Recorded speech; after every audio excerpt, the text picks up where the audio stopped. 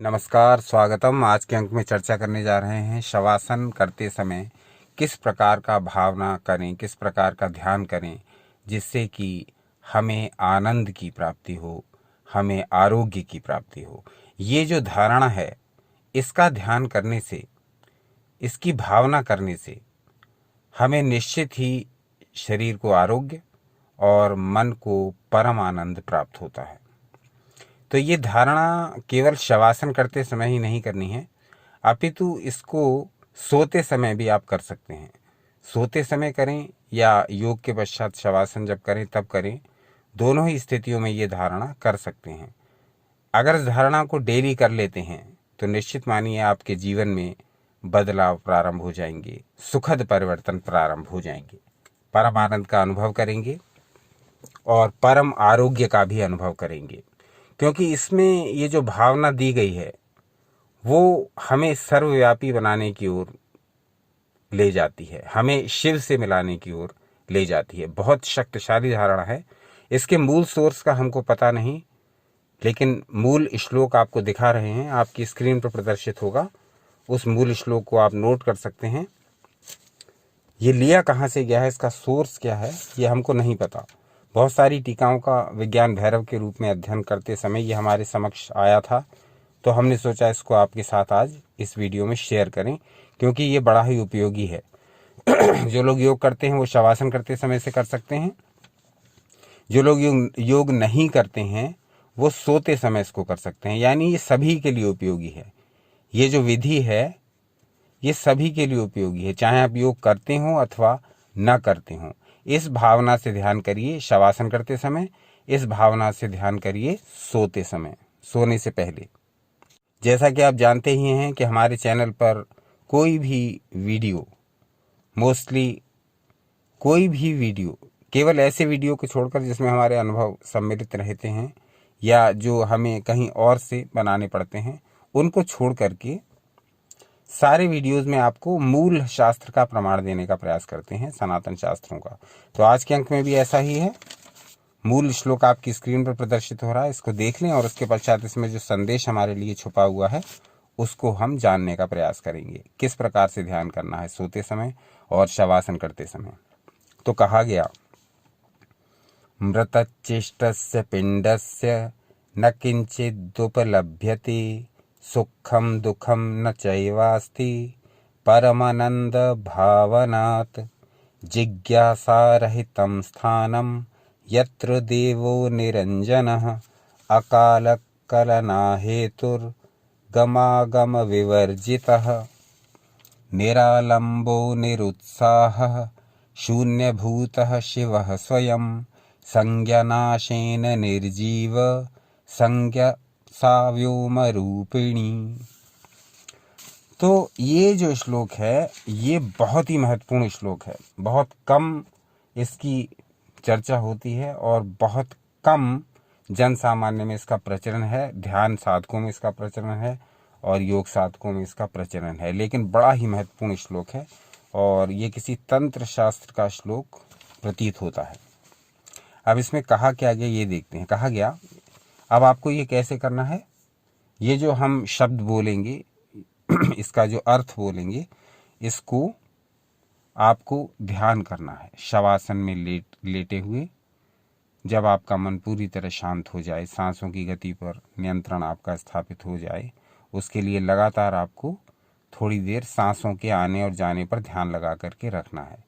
कैसे सांसें हमारे शरीर में प्रविष्ट, कैसे वायु हमारे शरीर में प्रविष्ट हो रही है और कैसे वायु हमारे शरीर से बाहर जा रही है, थोड़ी देर इस पर ध्यान लगा करके आपको रखना है। ऐसा करने से कुछ ही सेकंड पश्चात मन शांत हो जाएगा और जब मन शांत हो जाए तब आपको ये अभ्यास करना है, ये धारणा करनी है। तो इसमें क्या करना है क्या भाव करना है, अब आप इसको समझ लीजिए। प्राण रूपी पक्षी के उड़ जाने से जिसकी सारी चेष्टाएं समाप्त हो गई हैं, अब जिसकी के स्थान पर यहाँ आपको मेरी भाव देना है, मेरी।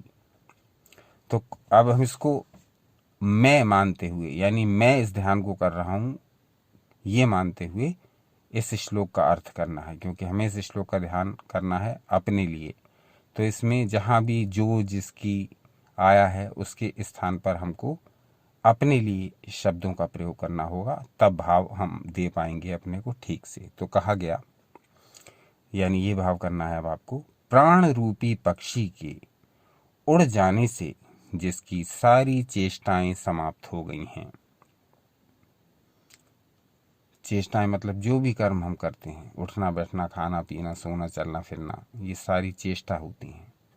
तो ये चेष्टाएं जिसकी समाप्त हो गई हैं, यानी हमारा प्राण रूपी पक्षी उड़ गया है और हमारी सारी चेष्टाएं, हमारे सारे कर्म करने की शक्ति समाप्त हो गई है। ऐसे मृत शरीर को कुछ भी बोध नहीं होता। अब ऐसा मृत शरीर, उसको किसी भी प्रकार की कोई फीलिंग, कोई ज्ञान, कोई हरकत नहीं हो सकती। न तो सुख का ही अनुभव होता है अब जब प्राण ही बाहर चले गए तो कैसा सुख, और न ही दुख का अनुभव होता है, और कैसा दुख। तो सुख और दुख दोनों से परे हो जाता है मृत व्यक्ति। ऐसे मृत व्यक्ति हम हैं, यानी हमारा ये जो शरीर पड़ा हुआ है वो निष्प्राण है। हमारे प्राण पखेरु, हमारे प्राण पक्षी उड़ चुके हैं। इस स्थिति में हम पड़े हुए हैं। अब हमें न तो कोई बोध है और न हमें सुख और दुख का कोई ज्ञान है। आगे कहा गया, परम आनंद की अवस्था में लीन वह उस जिज्ञासा रहित स्थान पर पहुंच जाता है जहां न तो काल की कलना और आवागमन से रहित निरालंब निरुत्साह शून्य स्वरूप निरंजन देव शिव स्वयं निवास करते हैं।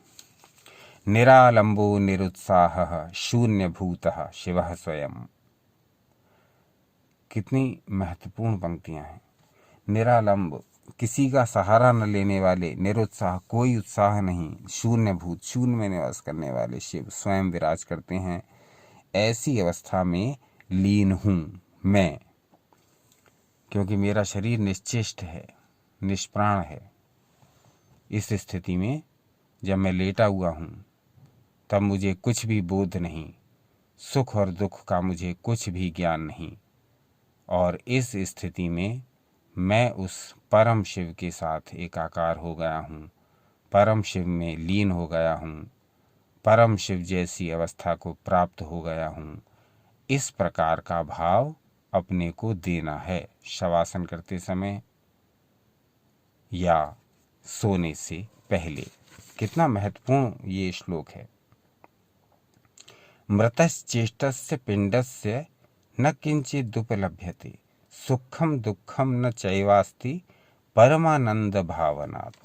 कितनी महत्वपूर्ण बात है कि प्राण रूपी पक्षी उड़ गया है, सारी चेष्टाएं समाप्त हो गई हैं। ऐसे मृत शरीर को कोई भी बोध नहीं हो सकता, न सुख दुख, सबसे परे चला जाता है, और परमानंद भावनात्, परमानंद में लीन हो जाता है।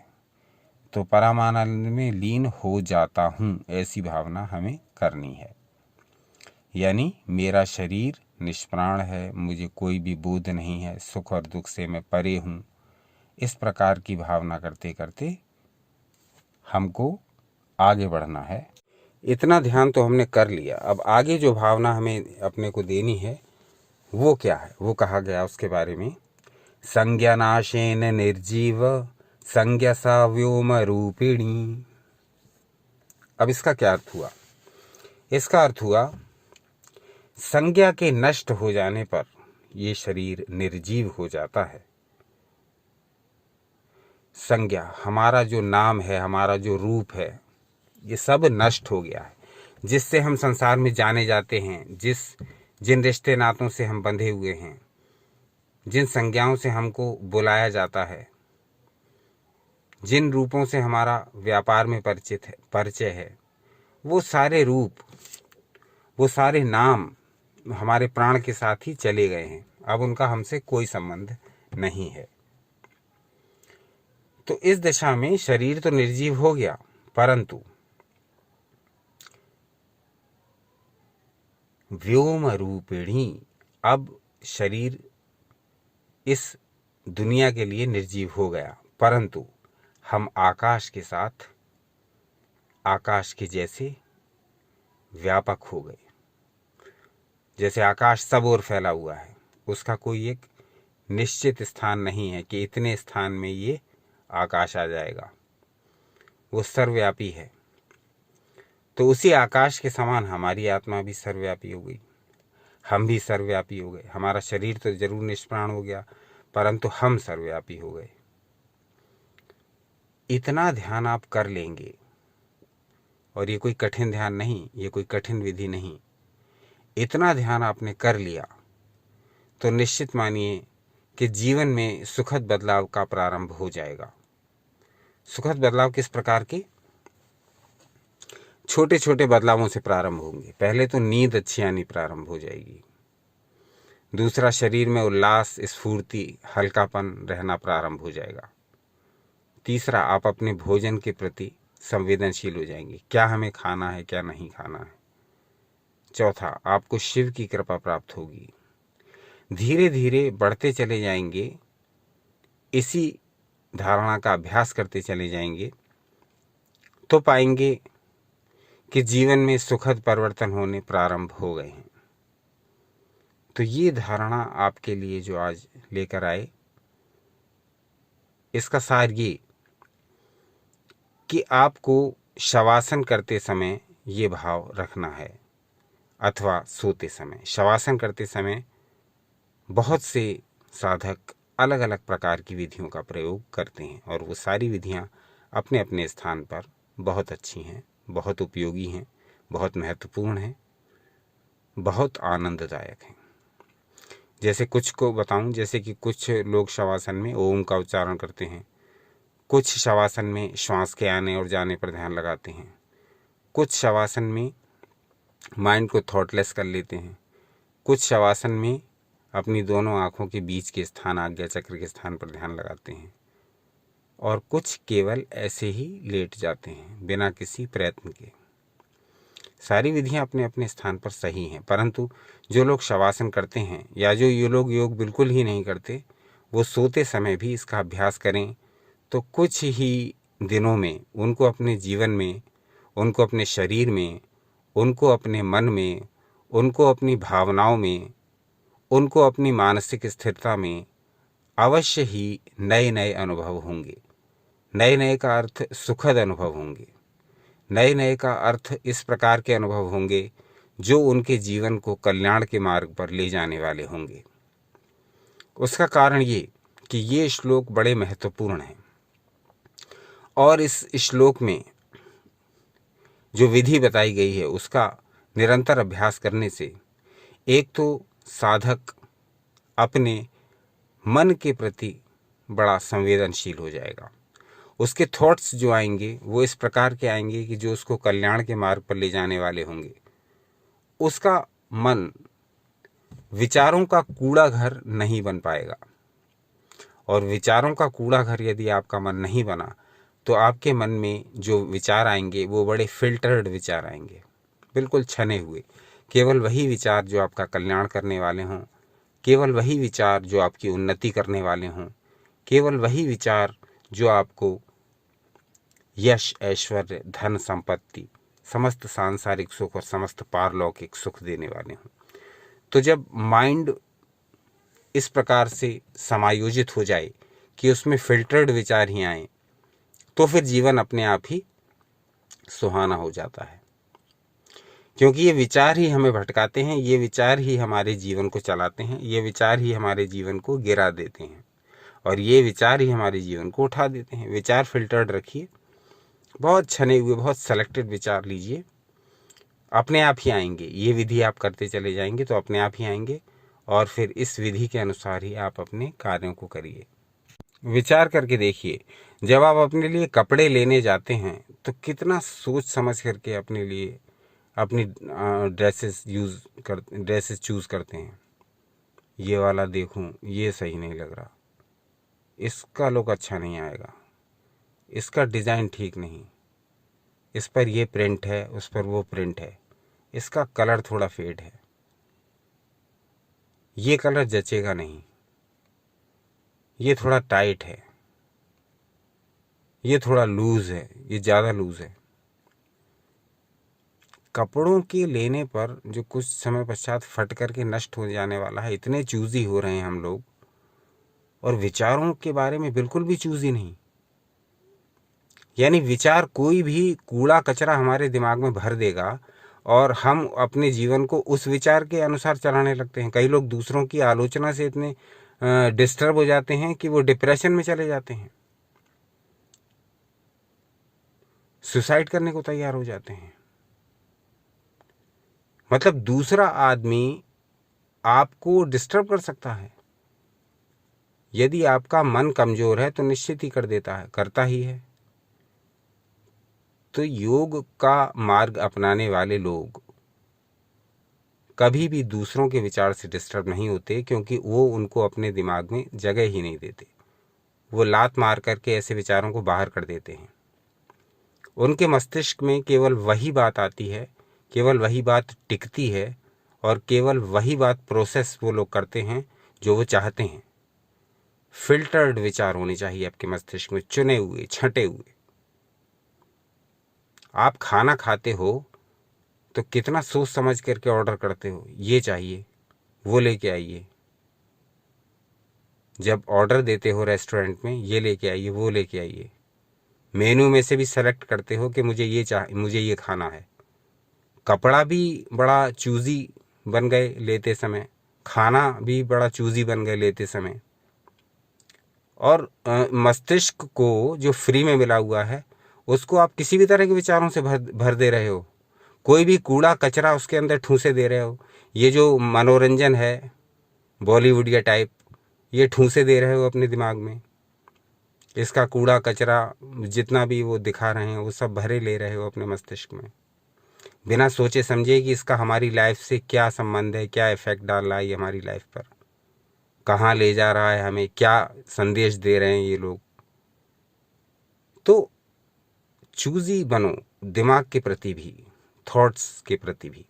थॉट्स को चुनो, चूज करो, ये विचार मुझे अंदर भरने हैं और ये विचार ही मुझे प्रोसेस करने हैं, यही विचार मुझे अपलोड करने हैं, यही विचार मुझे प्रोसेस करने हैं, और यही विचार मुझे अपने कार्य रूप में परिणत करने हैं, अपने जीवन में घटित होते हुए देखने हैं। ये ध्यान करिए, सोते समय भी और शवासन करते समय भी। ये हमारा निचोड़ है जो वर्षों से हम योग साधना, अध्यात्म साधना, ध्यान साधना के क्षेत्र में कार्य कर रहे हैं, उसका कि विचारों को फिल्टर करिए। जैसे खाने में चूजी रहते हैं, जैसे पहनने में चूजी रहते हैं, जैसे आप कोई गाड़ी लेने जाते हैं, कार, तो पहले महीनों तक तो दुनिया भर की कंपनियों का हिसाब किताब तलाशते हैं नेट पर। वो मॉडल कैसा है, ये मॉडल कैसा है, ये कलर कैसा है, वो कलर कैसा है, और ये लेटेस्ट है कि वो लेटेस्ट है, फलानी की माइलेज कितनी है, फलानी की परफॉर्मेंस कैसी है, दोस्त के पास जो गाड़ी है वो कैसी है, उससे पूछते हैं। उसकी गाड़ी लेने से पहले ही इतनी दुनिया भर की चॉइस देखते हो आप, जो कुछ साल बाद पुरानी हो जाने वाली है। लेकिन आपका पूरा जीवन जिस पर केंद्रित है, आपके जो विचार हैं, आपके जो थॉट्स हैं, उनके ऊपर आप कोई ध्यान ही नहीं देते हो। कूड़ा कचरा सब तरह का, सब तरह की गाली, ये जो OTT पर दिखाया जा रहा है सब तरह का, वो सब भी कूड़ा कचरा अपने मस्तिष्क में भरे ले रहे हो। हर जगह से जो भी थॉट्स आ रहे हैं वो ठूंसे ले रहे हो अपने दिमाग में, बिना सोचे समझे कि मेरे जीवन पर इन विचारों का क्या प्रभाव पड़ेगा। जो बात बता रहा है वो सुन ले रहे हो और उसको समझ ले रहे हो और उसके हिसाब से अपने जीवन को चला रहे हो। फलाने ने ऐसे फिल्म में ऐसा ड्रेस पहनी थी, लो साहब वैसी ड्रेस आ गई बन के। फलाने ने ऐसे जूते पहने थे, वहाँ ऐसा हेयर स्टाइल था। कई लोगों को मैंने देखा कि वो अपना हेयर स्टाइल और अपनी मूछों का स्टाइल और अपने कपड़ों का स्टाइल भी फलाने ठिकाने एक्टर और एक्ट्रेसेस की तरह कर लेते हैं। तो ये दिमागी दिवालियापन नहीं तो और क्या है। आप दूसरों के विचारों से इतने प्रभावित हो गए कि आपको अपने जीवन का भी होश नहीं। फ्री में मिल गया है जीवन तो उसकी कोई कद्र ही नहीं। आपको ये पता होना चाहिए कि मुझे ईश्वर ने यूनिक बनाया है, किसी की नकल करने के लिए नहीं बनाया, किसी की कॉपी बनने के लिए नहीं बनाया, मुझे ओरिजिनल बनाया है। आपको ईश्वर ने ओरिजिनल ही बनाया है, इस बात को समझिए। अगर ईश्वर ने आपको ओरिजिनल नहीं बनाया होता तो आपका आई कोड अलग नहीं होता, आपका फिंगरप्रिंट अलग नहीं होता, वो भी कॉपी होती किसी की। आपका फिंगरप्रिंट 2-2.5 हजार लोगों से मिल जाता आसानी से, आपका आई कोड 50,000 लोगों से मिल जाता। लेकिन क्यों नहीं मिलता? क्योंकि नेचर भी कॉपी पसंद नहीं करती है। नेचर भी हर प्रोडक्ट ओरिजिनल बनाती है, ब्रांड न्यू, एकदम लेटेस्ट वर्जन निकालती है, और वो भी बिल्कुल ओरिजिनल। इस धरती पर अरबों मनुष्य हैं लेकिन किसी का भी फिंगरप्रिंट और आई कोड सेम नहीं होता है। ये नेचर का करिश्मा है। तो नेचर के इस इशारे को समझिए, ओरिजिनल बनिए, ओरिजिनल अपनी थिंकिंग रखिए। सनातन शास्त्रों में जितना कुछ ज्ञान दिया हुआ है वो आप ही के लिए है। उसको पढ़ के अपने विचार से नए नए आइडियाज़ निकालिए, नए नए आइडियाज़ निकालिए और जीवन में उन्नति करिए। ये इतनी सारी बातें भावनावश होकर के कह देते हैं वीडियो का विषय से, लेकिन बिल्कुल भटकते नहीं हैं। विषय हमारा यही था कि किस प्रकार से शवासन करते समय, किस प्रकार से सोने से पहले अपने मन को भावना देनी है। भावना हमने स्टार्टिंग में आपको बता दी मूल श्लोक के साथ और अपने विचारों के साथ। ये एक्स्ट्रा विचार जो बाद में हमने रख दिए, ये वो विचार हैं जो रिलेट करते हैं इस वीडियो के साथ।